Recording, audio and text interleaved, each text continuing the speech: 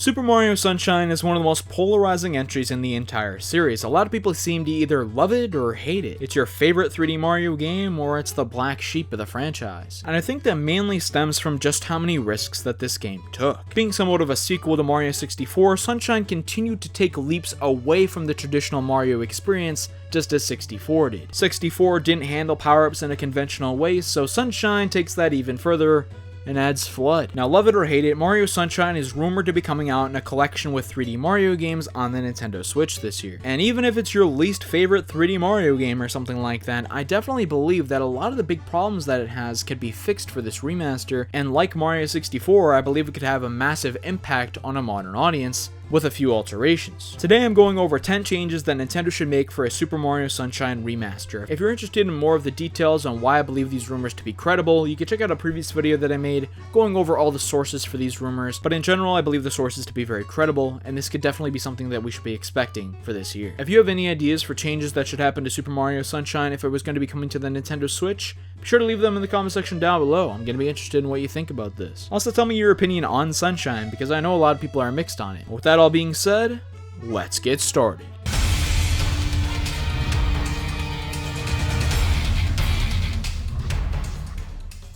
In the video like this that I made about Super Mario 64, we started it off with a fairly obvious change, and this is going to be improvement to the camera and controls. Again, this game was made on the GameCube, and there's definitely some major hardware improvements that Nintendo has made since then, even though the console did have a pretty good control scheme, one that many people still love to use for Super Smash Bros. To this day. But for Super Mario Sunshine, I don't think it worked the best. At least the best that it could. The camera will often get stuck on different objects and may not be angled correctly for different platforming challenges. And the controls may not be the most intuitive, with Mario feeling some of the most slippery he's ever felt. I'm sure if you played the game, you know what I mean. A lot of people like that part about Sunshine, but I believe it needs to be touched up for an audience that's just coming off of Super Mario Odyssey, where the controls are really smooth and tight. Obviously, the camera could be controlled with the C-stick of the Nintendo Switch very easily, and I think it'll be very intuitive because of that. Another change that really just has to do with the circumstances around which Super Mario Sunshine released would be improvement to the physics and collision in certain missions in the game. I mentioned the controls, and the stick sensitivity caused some problems for people, so allowing the ability for that to be tightened up or even give an option to adjust the sensitivity would be really good here, and it would help with the physics and collision. We all know of the infamous pachinko machine level, but this is infamous for a reason, and it's a prime example of a problem that persists throughout many levels in Sunshine. In previous videos I've talked about that if the physics and collision are improved with Sunshine, it can make it one of the best 3D Mario games, or even Mario games in general, out there, because there's a lot of glitches that are involved with this, and all games have their glitches and problems, but when you're talking about a game of the quality of Sunshine, this is really amplifying it a lot. A game that relies on tight platforming challenges for a lot of the shines could use a little bit of touching up in this area, and I believe that if this is going to be modernized for a new audience, this is going to have to be tight, and it's going to have to be really good. There's going to be no more slipping off of platforms for no reason, or jumping on something that you think you're going to land on, but for some reason you don't land on it, and you go all the way back down, plunging into the sea. The third change is one of the most obvious changes, and this is upscaling the graphics to full HD. The rumors for all of these Mario remasters say that they're going to be upscaled to HD, but how are they really going to do it for Sunshine's case? Are they going to keep the style that made Sunshine pretty memorable? Are they going to keep it a little bit blurry, a little bit hazy?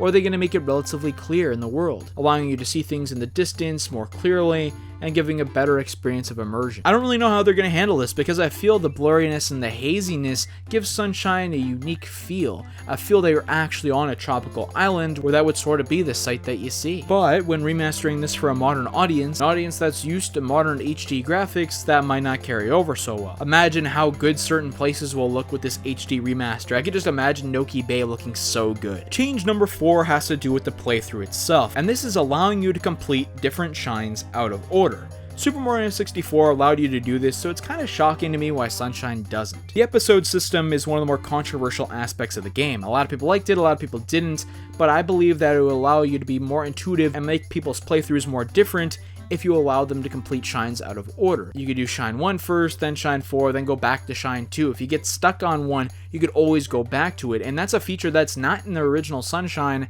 that I think would be really good for a modern audience that's playing games like Odyssey, where you could go and collect whatever moon you want in almost any order. There's obviously going to be some cases where a strict order has to be kept, because if not, then the game's not going to flow as well as you designed it to be, but in most cases I don't see why you shouldn't be able to choose whichever order you'd like for when you complete your missions. Another aspect of the levels, this is a change that I also said in my Mario 64 video, I don't think you should be kicked out of the levels once you collect a shine. The boot out system for 3D Mario games gets heavily criticized, and it's one of the biggest praises that people gave Odyssey because it doesn't boot you out of the level. Odyssey was great about fixing some of these changes and modernizing them for a modern audience, and that's what I'd love to see, that same philosophy being applied to these past 3D Mario games. Mario Sunshine is no exception to this. When you work so hard for a shine, your immersion in that world is taken away by you getting booted out of the level, unless it's absolutely necessary. I believe you should be able to stay in a level and complete as many missions as you can at that one time, running around, finding these different shines, completing the objectives. That's what I'd like to see here. Will it make the playtime of Sunshine much faster? Absolutely, but I believe it's still a worthy change to be made nonetheless. There's going to be 3 games included in this package, so if the playtime of Sunshine is decreased, you're still going to have 2 other 3D Mario games to go to here. Now when it comes to my next change, this is a feature that's again a little bit controversial. A lot of people like the blue coins, but that's also many people's least favorite aspect about the experience. And what I propose here is for you to mark off which blue coins have been collected, or delay when certain ones are made available. Because you have to go into different episodes to find different blue coins, and these episodes have to be completed in a specific order, if you were to do one of 2 things: allow people with the change that I previously mentioned to complete these episodes in any order that they wish, and then the system will be streamlined a little bit more so it'll be easier for people to obtain the blue coins, or you could just make all the blue coins available in any episode, which would probably diminish the value of blue coins being found, but you have to do something because there's very few people I see modernly completing a challenge like this without some sort of a walkthrough or guide, and that's not really what you'd want people to have to do. Implement some sort of better counter, something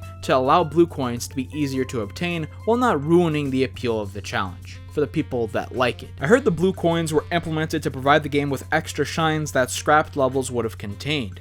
So in terms of my next point, I'm hoping that they add some new worlds, maybe mini ones, some extra content to Super Mario Sunshine. These extra shines that were probably planned to be included in the game, you could implement by making these brand new worlds so that it's more appeal for people who've already played Sunshine before and are looking for something a little bit new other than just experiencing the nostalgia. They can now experience some new islands. Now, one of the biggest praises and criticisms at the same time for Sunshine is that the aesthetic throughout most of the game is very similar. You're on a tropical island. That's the experience that you're going through in this game.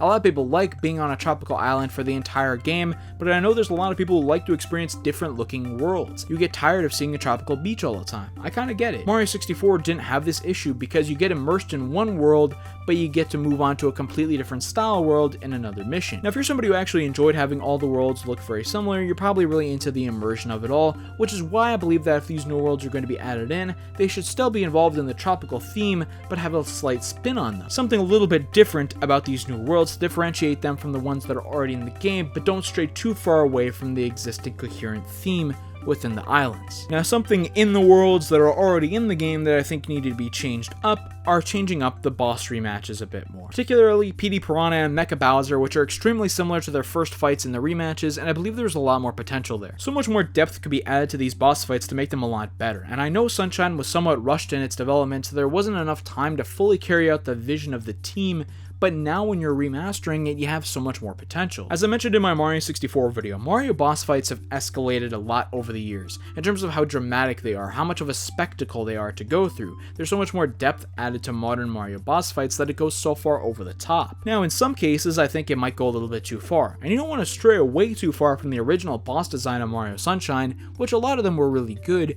but changing some of them up a little bit I think would be for the better. The number 9 change that I'd like to see for Super Mario Sunshine is giving people an option to change nozzles on the fly. Now when using FLUDD, there are different types of nozzles to use and you have to go to certain locations in order to change your nozzle, but being able to change them on the fly would make things a lot more convenient for people. Now this could potentially make the game a tad easier, but it would be a massive convenience to have, especially in a certain situation where you bring the wrong one, then you have to go back and change it because it's not optimized for your platforming challenge. And there are certain nozzles that are way better than others, so you're probably going to have those equipped for longer, then you would have to go back more and more often to change your nozzle for something that is required for one specific situation. Like the idea I mentioned about changing characters for the Mario 64 video, changing up your nozzle would be a great convenience. If you're concerned about the difficulty aspect, what I was just talking about, changing up the boss rematches could add a little bit more difficulty to that, and you can maybe balance it out a little bit. Maybe the new additional worlds that you add to Sunshine's remaster would have a little bit more challenge to them. I think that convenience should be key for a remaster like this. When you're trying to make the original game the best best experience that it could possibly be for a modern audience. That's what I'd personally really like to see, but I know there's a lot of people who like it the way it originally was. The last change, number 10 on this list, would be changing up some of the missions, altering them a little bit. Make Shadow Mario a little bit more difficult, considering that he's extremely easy to catch in all of his iterations. Make the Watermelon Festival a little bit less irritating so that it doesn't pop immediately when something touches it, or at least make there be less objects in the way. Change up the boat section in,